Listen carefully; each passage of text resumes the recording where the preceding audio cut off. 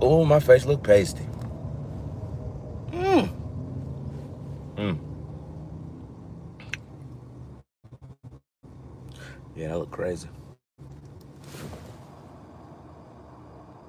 Dry. Yeah, I need some moisturizer. But anyway, good morning. Good Tuesday morning. It feels like a Monday. Not gonna lie. Had a holiday yesterday, Labor Day. First Monday of the month of September. How did I spend my Labor Day? Laboring. Right? It's Labor Day. So you labor. Um, got up in there, folded some clothes, um, cleaned up the kids. The kids' bedroom. I mean, they helped. Yeah, they helped. I swept. They vacuumed. They um they put stuff in their drawers, folded stuff. 5-year-old, 8-year-old. They did what they could, and we went through it. But it was like a lot. Um, some of the strange things I found in the room: chicken bones. Like, is somebody practicing Santeria in here? What is happening? Why the chicken bones? Like drumstick. They were drumsticks.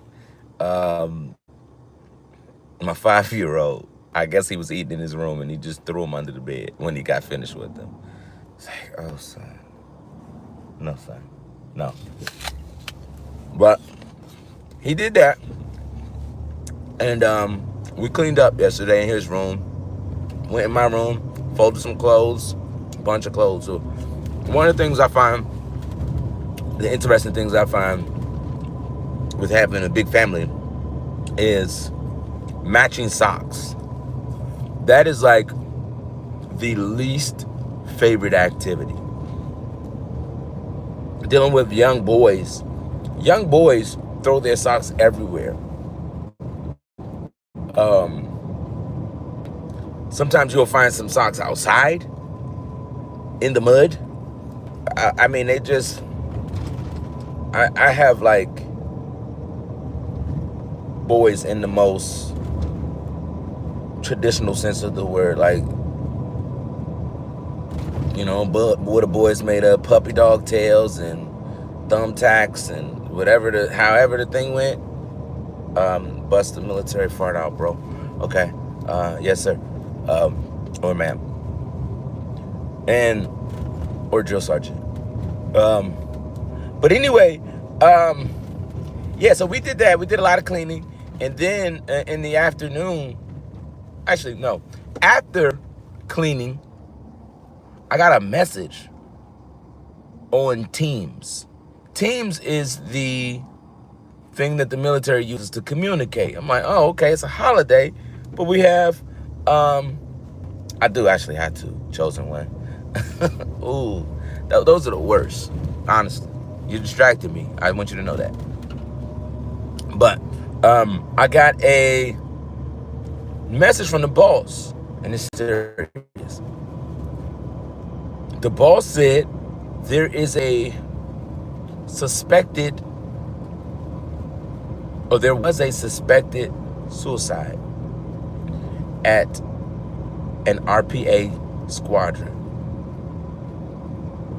out at a particular Air Force base. And the message was,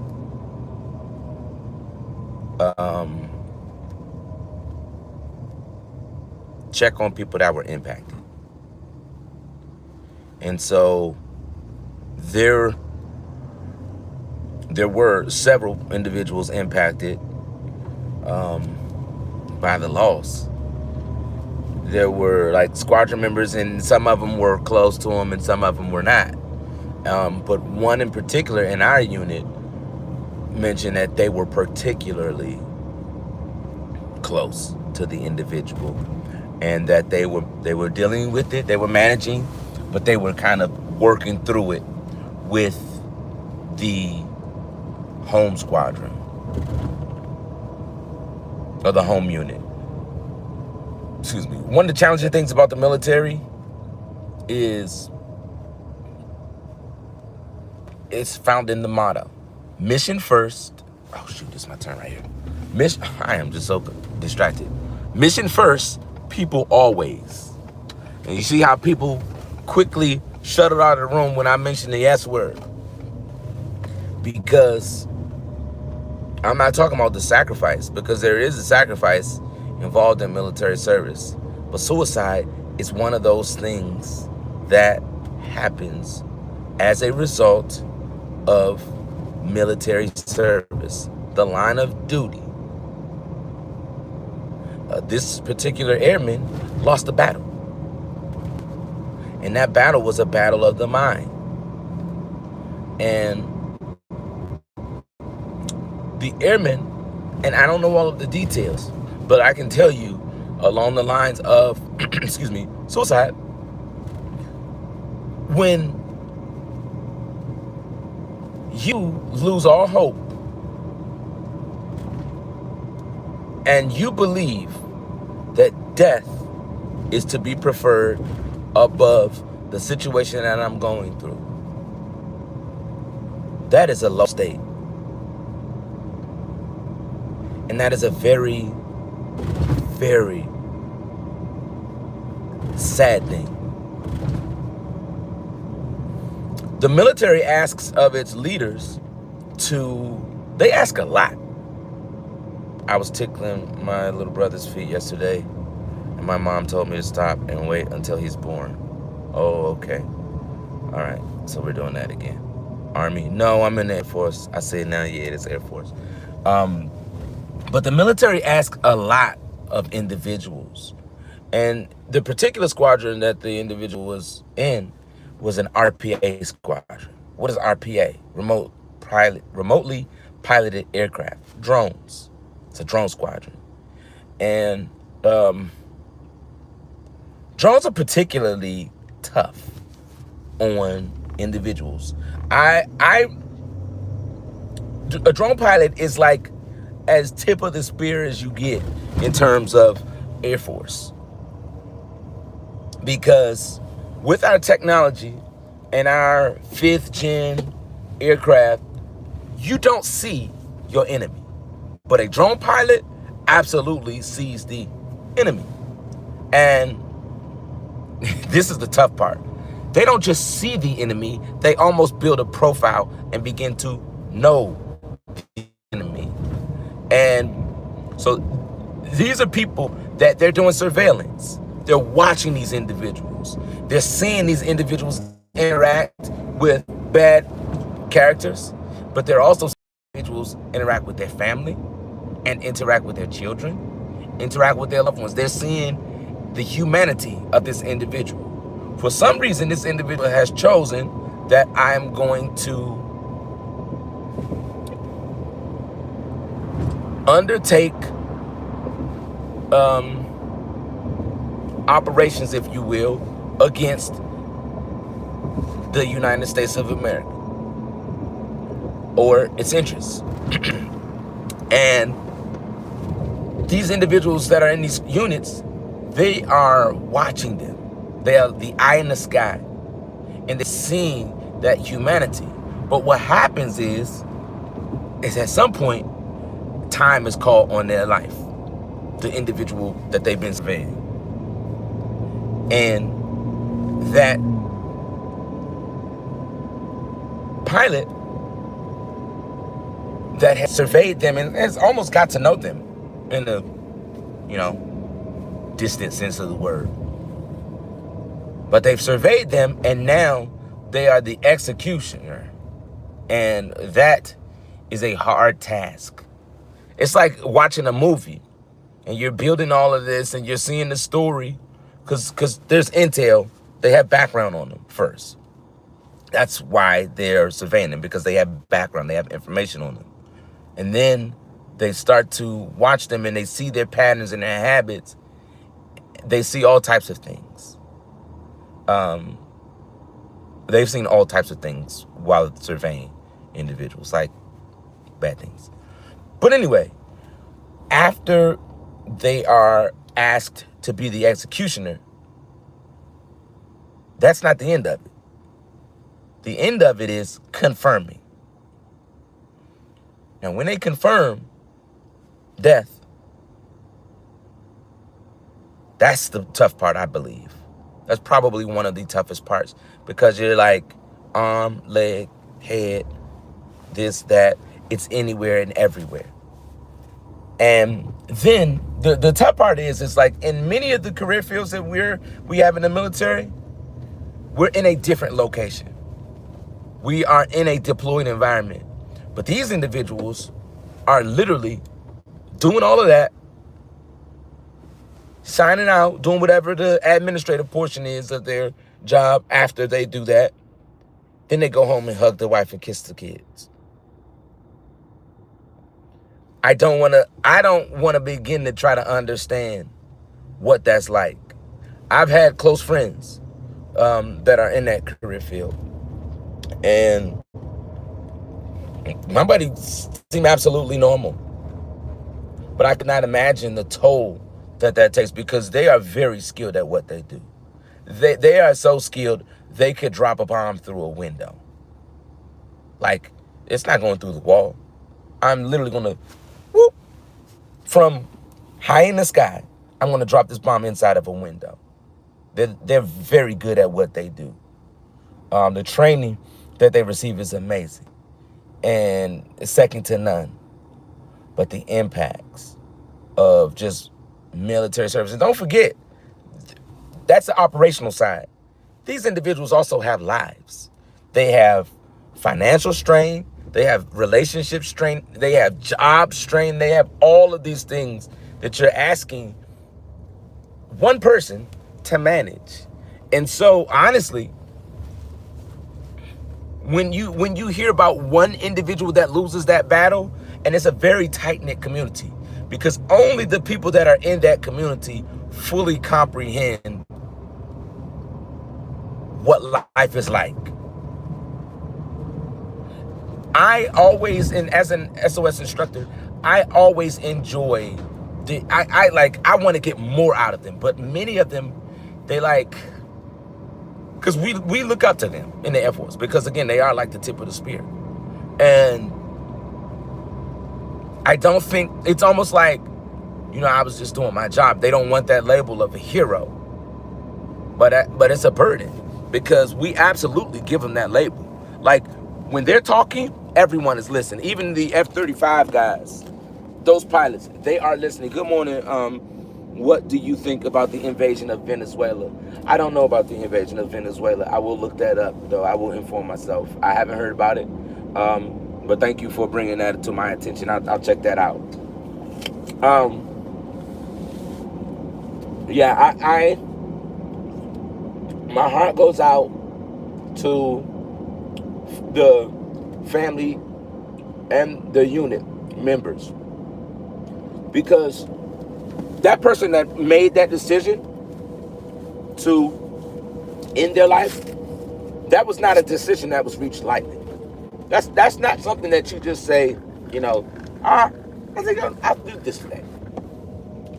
That process was happening for a long time, I gather. And when they finally made that decision, a lot of times people will tell you, I didn't know. Like, they were actually happy. They were happy. And so I wouldn't have expected that this was going to happen. Morning. Hey, good morning. How you doing? Good. How about you? Outstanding. Another Air Force day. Love to be this way. All right, have a good one. You too. So yeah, it's just, my heart goes out to them. But here's the problem with that. The Air Force, you cannot train leaders to be emotionally intelligent.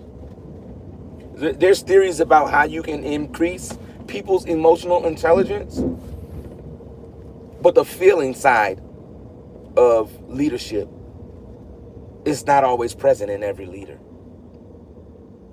Take, for instance, how the unit here handled that situation. So the only thing that I saw was my leader going out and just basically, it was an operational task. for the leader, because there is a mission here that has to happen. It's going to be, the mission is first, and people are always. But first, let's get to the mission aspect. And the mission side was find out the impact and report back up the chain of command who was impacted by this, how many people are impacted by this, and get those members connected with services. So what are the services and the resources that are typical to the military? You have your chaplain. You have, which when I deployed, I was very, very low. It was depressing. And I wasn't doing anything major. I literally wasn't doing anything major. But I was depressed when I was out there. And the chaplain corps came through very clutch for me. Very clutch for me. I love chaplains. When I get chaplains in my classroom, I am sure to tell them I love you guys. Like all of you, just by virtue of this one individual, this one Catholic chaplain that we interacted with while on deployment. Like that love from that one individual spreads to all of you. It covers all of you, whether you deserve it or not. And so you have the chaplain, you have the military family life counselor, the MFLAC, and there's one more that I'm forgetting. Mental health is one of those agencies that will handle it. But the problem becomes, hey man, there's a stigma attached to saying I need help. And so there's all of this bravado that's put forward by these people that are actually hurting. When the one airman was like, when one of my colleagues told me that, one of the airmen was impacted and they were actually very close, but they're okay. No, they're not. They are not okay. They are not okay. They're not okay because they did not know that their good friend was going to kill themselves. They had no idea. They knew all of the battles that airman was fighting because they were intimately familiar with that airman and they were intimately familiar with the requirements of the job. But they did not know. And so, but they're okay. No, they're not. You cannot be okay with that. You literally have lost a close friend that you will never see again. You weren't there when they were in that low point. You weren't able to rescue them from the place that they entered into. And guess what? You're going to enter into that place because it's what we ask of our military members. We ask that of them every day. And yesterday, I didn't even realize it until now. I was very bummed out yesterday. I was very bummed out. But I didn't talk about it yesterday. I told my wife about it. But my perspective was literally from the leadership aspect. Like, man, this sucks. They're out here. They don't care about the people. They're asking how many people was impacted. It's like a caring thing, but it's done in a non-caring way. And so I literally went out here. I was like, y'all know I use ChatGPT a lot. And so I asked ChatGPT, I said, Chat, this don't seem right. And Chat answered like, yeah, you're right. This is the challenge with the military because it's always about the mission. And so there's that people aspect that you have to tend to. But before you get to that, it's the mission. So we have to have answers. And we're doing all of this. We're on leave. And people are dealing with their own life issues. But pause your life issues. Let's look into this individual that decided to, take their life. And we're going to see all of the touch points that we have here. How could they have done that better? There's tons of ways. You literally have individuals that are responsible for tracking the personnel. That's literally their job. Maybe instead of asking all of the individuals that are taking their free time, that are on leave, get with those individuals and check there. I understand, though, why you have to go out and say, leaders, flight commanders, you're the ones that are directly interacting with these individuals every day, point them to services. But pointing somebody to services, that's okay, that's helpful. But is that it? Is there anything else that we can be doing? That's it. Just say, hey guys, I understand this is a tough time. We're sorry.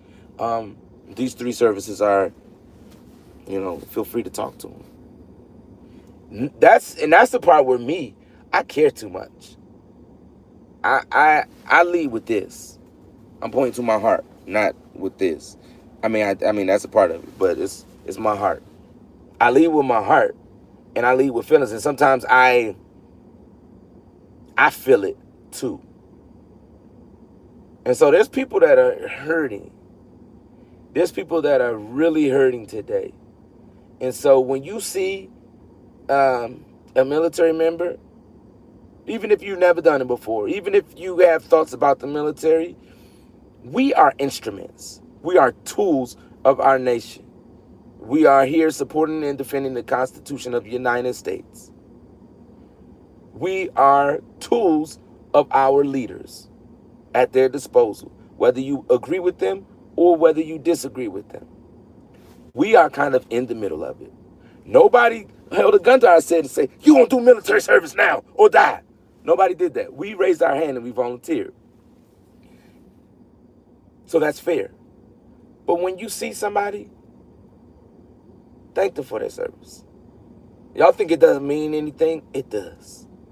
It means a lot. When people come, especially when people have their kids, say, oh, tell them thank them for his service. I like this little kid came up to me and thanked me. And I'm like, what's your name? What you want to be when you grow up? I engage with them. But it makes that sacrifice a little more bearable. Because it's a sacrifice. Literally, you are asked to get up, leave your family and everything that you know. Transplant your family every few years. You're going to be here. You're going to make friends over here. Then guess what? Shred it. You're going over there. And in the officer world, it's even quicker. In enlisted world, you can stay in a spot for a little bit longer. But the officer world, no. We don't have as many of you guys. We got to spread you around. And so every 2 years, literally, is the typical. You're moving. Every 2 to 3, you're moving. You're starting all over. And don't feel sorry for us. Don't. But it does help when we are shown appreciation. Anyway, I just wanted to get on here and talk about that real quick. I thank God because although I'm going through, I'm still in the fight. And there's other people that are going through, but they're still in the fight because it is literally a battle in your mind. It's a battle in the world going on, but there's also a battle in your mind. And my heart goes out to that airman. My heart goes out to that airman that lost that battle. Because they were fighting. And they lost. And so, even if you don't go up to an airman and tell them thank them for their service, just say a prayer for them. Because it's not easy. I didn't even realize I was bummed out with that news. But, y'all be blessed.